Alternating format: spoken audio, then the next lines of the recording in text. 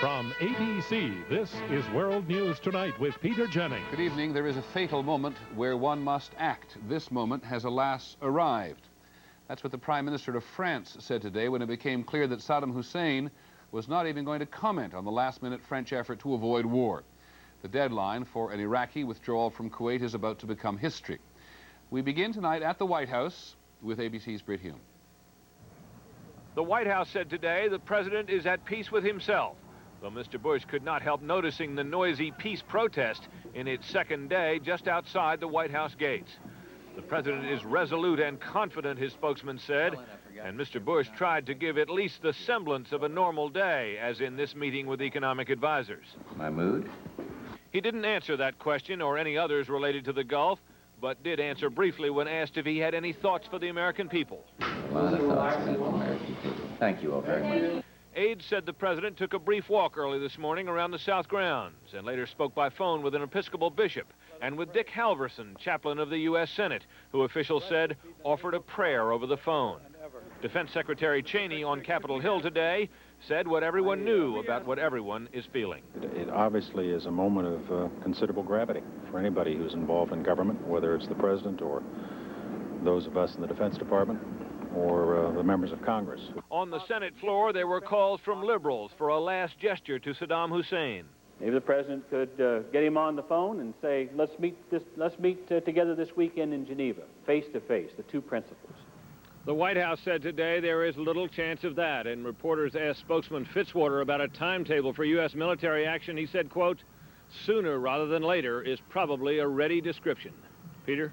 We've all heard the president criticized in more than one corner for rushing to war. Is there any wiggle room? Is there any time left for diplomacy as far as he's concerned?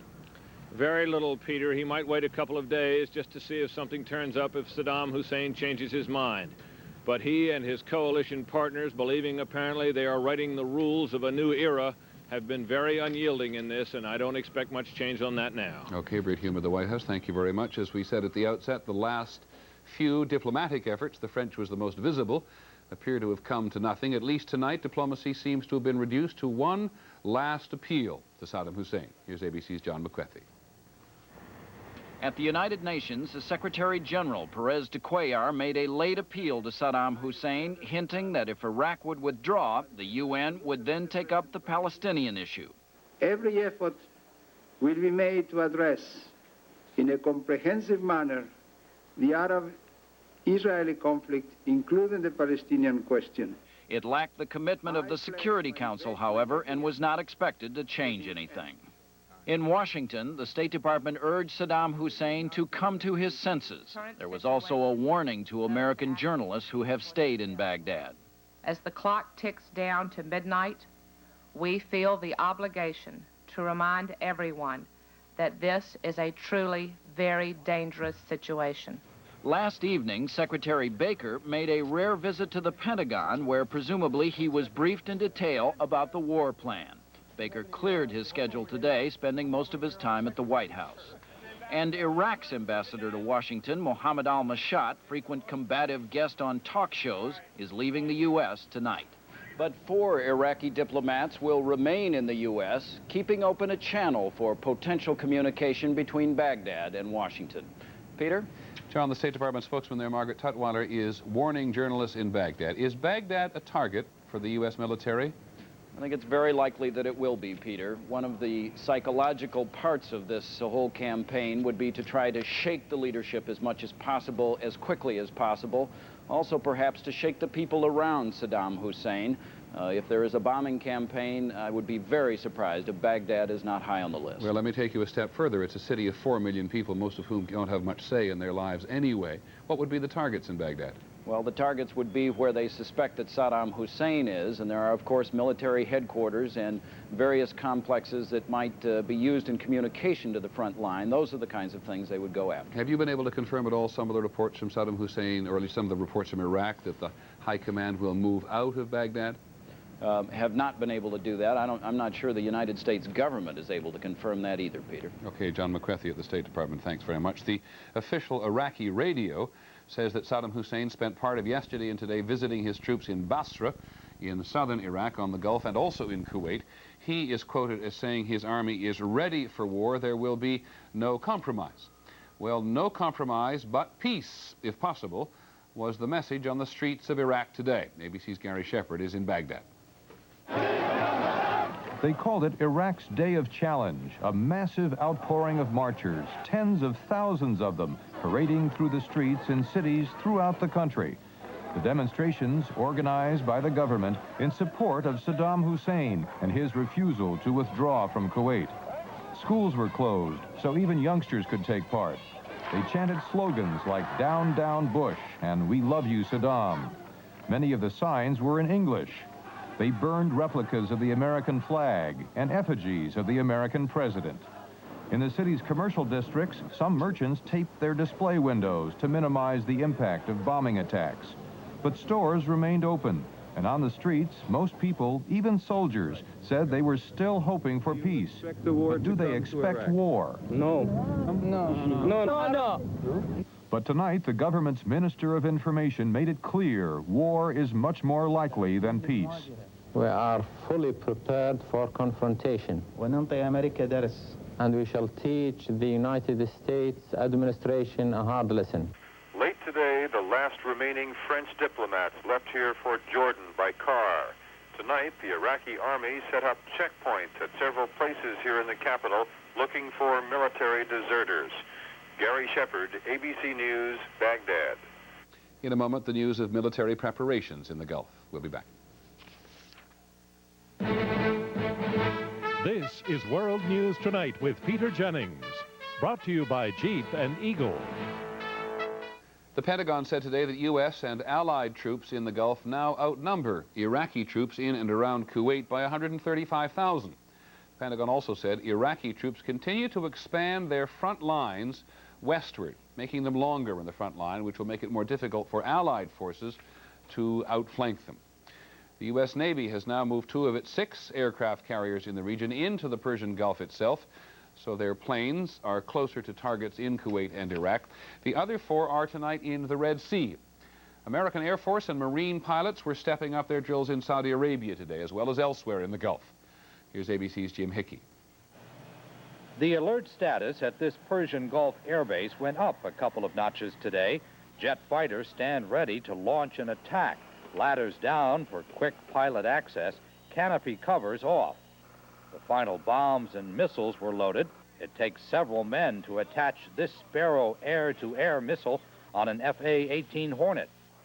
No one had the day off today. Ground crews are working 12-hour shifts 7 days a week. There is certainly no let-up in the number of sorties, the number of combat air patrols launched from here. If anything, they have increased today. Pilots say the skies over the Persian Gulf were crowded with Allied warplanes today. No unusual signs of Iraqi fighters, though. Marine pilots like Alex Wilkins of Atlanta already know what their targets will be. Most of us have several missions, and we've practiced all of those. Wilkins, like so many others have said so many times, is tired of the waiting. But until that order to launch for real comes through, there is just no other choice. This is Jim Hickey with the 3rd Marine Air Wing in the Persian Gulf. As this deadline approaches tonight, here are 2 challenges for the U.S. To fight again with a generation of American troops, the vast majority of whom have never been in combat, and to fight with a new generation of American weapons, which have never been tested in battle. ABC's Bill Rediker is in Saudi Arabia. At a forward military base today, artillerymen said the Army's most sophisticated air defense system was put on higher alert. The radar-guided, computer-driven Patriot missile system was developed to intercept and shoot down incoming aircraft and missiles like the Iraqi Scuds. If Scuds are launched at us, or if hostile aircraft come at us, we're ready. Then we can launch and lock in and shoot down enemy targets. But the Patriots have never been to war, and because they cost $500,000 each, these men have test-fired them only twice. It's never been tested on an actual Scud missile, only on a simulation. We knocked it down, and we feel that when the real thing comes through, we can knock that down too. Another weapon yet to be battle-tested, Apache attack helicopters designed to destroy tanks. Today, they were loaded with Hellfire missiles. Mechanics say despite earlier problems with filters and rotor blades, the Apache is now fit to fly. I think it's capable of showing the taxpayer they got the money's worth. So what was the biggest concern today? My personal feeling, and we are prepared for this, is that he's going to launch some sort of preemptive strike. I feel that, you know.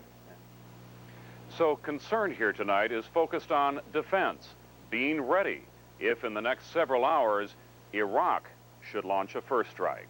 Peter? Bill, a question tonight about attitude. You've been there for most of the 5.5 months since the build-up began. Do you see any real change in American forces on this evening?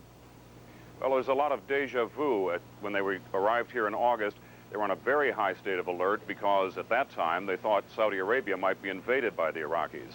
Then they went through this trough or this low-level period, which almost seemed like an exercise, and now they've gone right back up again because indeed they could be the victims of a preemptive strike or they could initiate the attack. There was always a lot of talk about kicking the butt of the enemy with great ease. Any change in attitude towards the Iraqi army? I think there's a bit more respect for them as they hear more about their weapons system, certainly the number of soldiers and the amount of frontline artillery and tanks that they had. So I think their attitude has changed considerably. Okay, Bill Redeker in Saudi Arabia tonight. Thank you. You heard Bill mention in his report the possibility of a preemptive strike by Iraq, or at least some American soldiers there thought so.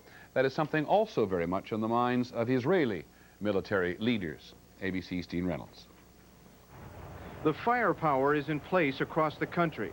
A good part of the Israeli Air Force is in the air at all times. Israel is prepared for an Iraqi missile attack. Such an attack and the certain Israeli retaliation is seen here as Saddam Hussein's only serious hope of cracking Arab support for the U.S.-led coalition against him. And since Israel has agreed not to attack unless it has been attacked, an Iraqi missile could be launched and could well get through. Giant American cargo planes recently delivered Patriot defense systems to Israel, but they are not yet operational. You can't stop those missiles in the air. It takes 4 minutes before it hits somewhere in Israel. Israelis traditionally plan for the worst. The specter of a missile attack with chemical weapons has people carrying their gas masks at lunchtime. In Tel Aviv, which Saddam Hussein says is his #1 target, school children are getting into the act with play masks, as if to make the real thing seem not so scary.